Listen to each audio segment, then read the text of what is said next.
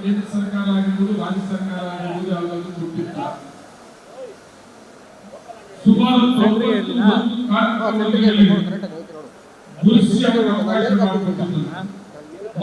ಮೊನ್ನೆ session bill ಕೂಡ ಒಂದು ಪಾಸ್ ಮಾಡಿಕೊಂಡು ಬಿಲ್ ಕೂಡ ಇದಕ್ಕೆ ಸಂಬಂಧಪಟ್ಟಂಗೆ ಒಂದು ಬಿಲ್ ಕೂಡ ಪಾಸ್ ಮಾಡುವ ಸಂದರ್ಭದಲ್ಲಿ ನಾನು ಕೂಡ ಅವಕಾಶ ತಗೊಂಡು ಇದರ ಬಗ್ಗೆ ನಾನು ಚರ್ಚೆ ಮಾಡಿದೆ.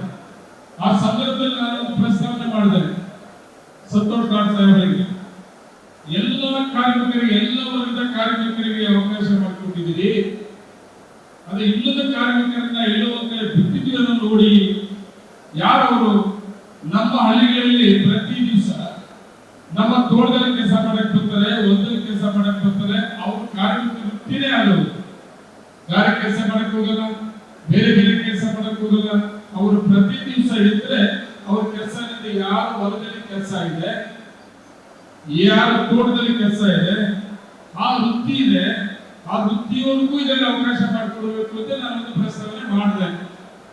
ಸನ್ಮಾನ್ಯ ಮಂತ್ರಿಗಳು ಹೇಳಿದ್ರು, ಯಾರಾದ್ರೂ ಒಬ್ಬರು ಆ ಮನೆಯಲ್ಲಿ ಆ ಕುಟುಂಬದಲ್ಲಿ ಈ ಕಾರ್ಮಿಕರ ವರ್ಗದಲ್ಲಿ ಸೇರ್ಕೊಳ್ಳೋದು ಎಲ್ಲರಿಗೂ ಅನ್ವಯಿಸ್ತದೆ ಅಂತ ಹೇಳಿದ್ರು.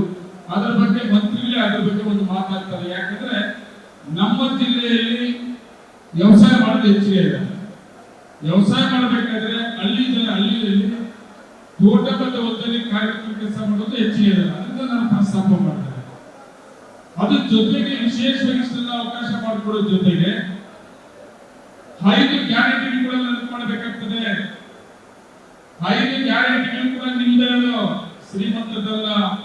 ಕರ್ನಾಟಕ ರಾಜ್ಯ ಸರ್ಕಾರ ಸನ್ಮಾನ್ಯ ಮುಖ್ಯಮಂತ್ರಿ ಸಿದ್ದರಾಮಯ್ಯವರು ಸರ್ಕಾರ ಬಂದ ತಕ್ಷಣ 5 ಗ್ಯಾರಂಟಿ ಅನ್ನಭಾಗ್ಯ ಆಗಿರ್ಬೋದು. ಒಂದು ಸಾರಿ ಅನ್ನಭಾಗ್ಯ ಗ್ಯಾಪ್ ಮಾಡ್ಕೊಂಡ್ರಿ.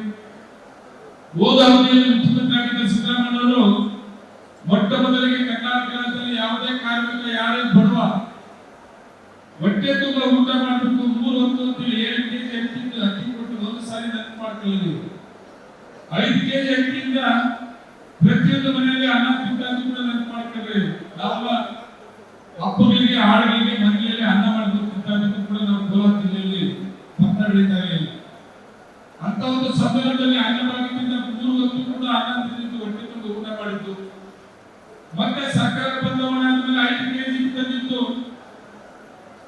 5 ಕೆಜಿ ತಂದಾಗ ಮುಖ್ಯಮಂತ್ರಿಗಳು ಬೊಮ್ಮಾಯಿ ಸಾಹೇಬರಿಗೆ ಒಂದು ಪ್ರಸ್ತಾಪ ಮಾಡ್ತಾರೆ. ವಿರೋಧ ಪಕ್ಷದ ನಾಯಕ ಸಿದ್ದರಾಮಯ್ಯವರು, ನಾನು ಕೂಡ ಸೆಷನ್ನಲ್ಲಿ ಇದ್ದೀನಿ ಹೌಸ್ ಅಲ್ಲಿ. ಮುಖ್ಯಮಂತ್ರಿಗಳೇ ಬೊಮ್ಮಾಯಿ ಅವರೇ, ನಾನು 7 ಕೆಜಿ ಅಕ್ಕಿಯನ್ನು ಕೊಟ್ಟೆ, ಸಾಮಾನ್ಯನ ಬಡವರು ಹೊಟ್ಟೆ ತುಂಬ ಊಟ ಮಾಡಲಿ ಅಂತೇಳಿ. ಆದ್ರೆ ನೀವು 5 ಕೆಜಿ ಇಳಿಸ್ಬಿಟ್ಟಿದ್ರಿ, ನೀವು ಮತ್ತೆ 7 ಕೆಜಿಯನ್ನ ಕೊಡಬೇಕು ಅಂತ ಒಂದು ಪ್ರಸ್ತಾವನೆ ಮಾಡ್ತಾರೆ ವಿರೋಧ ಪಕ್ಷದ ನಾಯಕ ಸಿದ್ದರಾಮಯ್ಯವರು. ಒಂದು ಮಾತು ಹೇಳ್ತಾರೆ ಮುಖ್ಯಮಂತ್ರಿ ಬೊಮ್ಮಾಯಿ ಸಾಹೇಬರು, ಸಾಧ್ಯ ಅಂದ್ರೆ ನಾವು 5 ಕೆಜಿ ಕೊಡೋದು ಅಂತಾರೆ.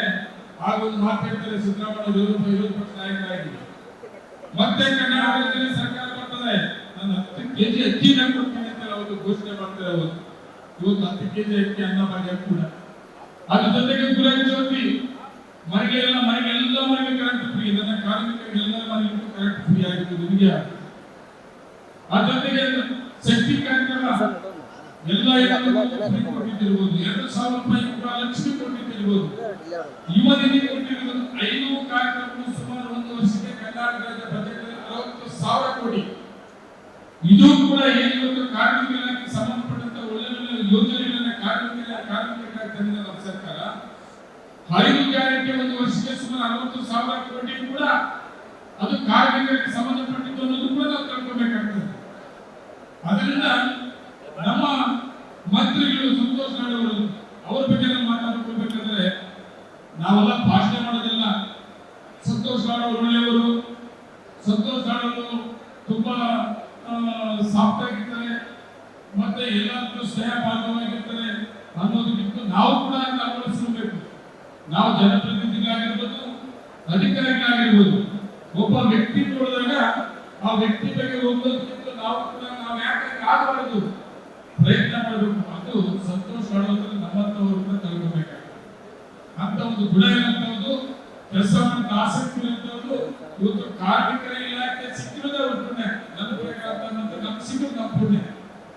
ಅವ್ರು ತುಂಬಾ ಶ್ರೀಮಂತರು, ಆದ್ರೆ ಕಾರ್ಮಿಕರ ಬಗ್ಗೆ ತುಂಬಾ ಆಸಕ್ತಿ, ಕಾರ್ಮಿಕರ ಕಷ್ಟ ಏನು ಗೊತ್ತು, ಅದನ್ನ ಕಾರ್ಯಕ್ರಮ ತಂದು ಇವತ್ತು ಸುಮಾರು ಕಾರ್ಯಕ್ರಮ ಈ ಎಲ್ಲ ಕಾರ್ಯಕ್ರಮಗಳ ಜೊತೆ ವಿಶೇಷವಾಗಿ ನಾವು ಯಾವ ಅನ್ಕೊಂಡಿದ್ದೀವಿ, ಕಾರ್ಮಿಕರ ಮಕ್ಕಳಿಗೆ, ಓದುತ್ತ ಮಕ್ಕಳಿಗೆ ವಸತಿ ಶಾಲೆಯನ್ನು ಮಾಡಬೇಕು ಅನ್ನೋ ನನ್ನ ಪ್ರಕಾರ ಸಂತೋಷ್ ನಾಡ್ ಸಾಹೇಬ್ರೆ ಫಸ್ಟ್ ತೀರ್ಮಾನ ತೆಗೆದುಕೊಂಡು ಯಾವ ಸರ್ಕಾರ ತಗೊಂಡಿದೆ, ಕಾರ್ಮಿಕರ ಮಕ್ಕಳಿಗೆ ವಸತಿ ಶಾಲೆಯನ್ನು ಕೊಡಬೇಕು ಅಂತ ಈಗಾಗಲೇ ಬಂಗಾರಪೇಟೆ ಕೂಡ ಸ್ಯಾಕ್ಷನ್ ಆಗಿದೆ, ಮಾಲೂರು ಕೂಡ ಸ್ಯಾಕ್ಷನ್ ಆಗಿದೆ. ನಮ್ಮ ಮಂತ್ರಿಗಳು ಮಾತಾಡುವ ಹೇಳ್ತಾರೆ, ಮುಂದಿನ ತಿಂಗಳು 31ನೇ ತಾರೀಕು ಸನ್ಮಾನ್ಯ ಮುಖ್ಯಮಂತ್ರಿಗಳು ಸಿದ್ದರಾಮಯ್ಯ ಅವರು ಮಾಲೂರು ಬಂಧದ ಸುಮಾರು 7,000 ಕೋಟಿ ಬುದ್ಧಿ ಪೂಜೆ ಮತ್ತು ಉದ್ಘಾಟನೆಗಳು ಮತ್ತೆ ಹಕ್ಕುಪತ್ರ ವಿತರಣೆ ಮಾಡುವಂತ ಕಾರ್ಯಕ್ರಮದಲ್ಲಿ ಅವತ್ತು ಈ ಹಾಸ್ಟೆಲ್ ಕೂಡ ಬುದ್ಧಿ ಪೂಜೆ ಇದೆ. ಇಂಥ ಯೋಜನೆ ಕಾರ್ಯಕ್ರಮ ಕೊಡುವಂತ ಮಂತ್ರಿ ನಮ್ಮ ಅದೃಷ್ಟ. ನಾನು ಕೂಡ ಇಲ್ಲಿ ಹೋಗ್ಬೇಕಾಯ್ತು, ಆದ್ರೆ ಅವರು ಕಾರ್ಯಕ್ರಮ ಕೊಟ್ಟು ಇಂಥ ಮಂತ್ರಿ ಜೊತೆಲಿ ಕಾರ್ಯಕ್ರಮ ಭಾಗವಹಿಸಬೇಕು ಅಂತೇಳಿ ನಾನು ಇದ್ದೀನಿ. ವಿಶೇಷವಾಗಿ ನಮ್ಮ ಎಲ್ಲ ಕಾರ್ಮಿಕರಿಗೂ ಒಂದು ಅವಕಾಶ, ಒಳ್ಳೆ ಅವಕಾಶ ಕೊಟ್ಟಿದ್ದಾರೆ.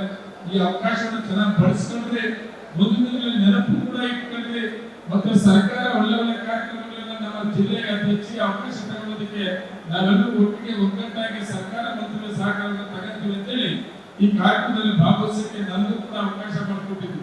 ಮತ್ತೆ ನಮ್ಮ ಜಿಲ್ಲಾ ಆಡಳಿತ ಕೂಡ ಅಷ್ಟೇ, ಅಧಿಕಾರಿಗಳು ಕೂಡ ತುಂಬಾ ಜವಾಬ್ದಾರಿ ಕೆಲಸ ಮಾಡ್ತಾ ಇದ್ದಾರೆ. ಆ ಜೊತೆಗೆ ನಮ್ಮ ಜಿಲ್ಲಾ ಮಂತ್ರಿಗಳು ಕೂಡ ನಮ್ಮ ಜಿಲ್ಲೆಗೆ ಸಂಬಂಧಪಟ್ಟಂಗೆ ಏನೇ ವಿಷಯ ಹೇಳಿದ್ರು ಕೂಡ ತುಂಬಾ ಆಸಕ್ತಿಯಿಂದ ನಮ್ಗೆಲ್ಲ ರೀತಿ ಸಹಕಾರ ಕೊಡ್ತಾರಿಂದ ಇವತ್ತು ಸರ್ಕಾರದಲ್ಲಿ ಕಾರ್ಮಿಕ ಇಲಾಖೆಗೆ ಸಂಬಂಧಪಟ್ಟಂತವರೆಲ್ಲ ಎಲ್ಲ ಇಲಾಖೆಗೆ ಸಂಬಂಧಪಟ್ಟಂಗೆ ನಾವು ಅಭಿವೃದ್ಧಿಯಲ್ಲಿ ಮೊದಲನೇ ಸ್ಥಾನದಲ್ಲಿ ಇದ್ದೀವಿ ಅನ್ನೋದು ಹೆಮ್ಮೆಯಿಂದ ಹೇಳ್ಬೋದು. ನಮಸ್ಕಾರ.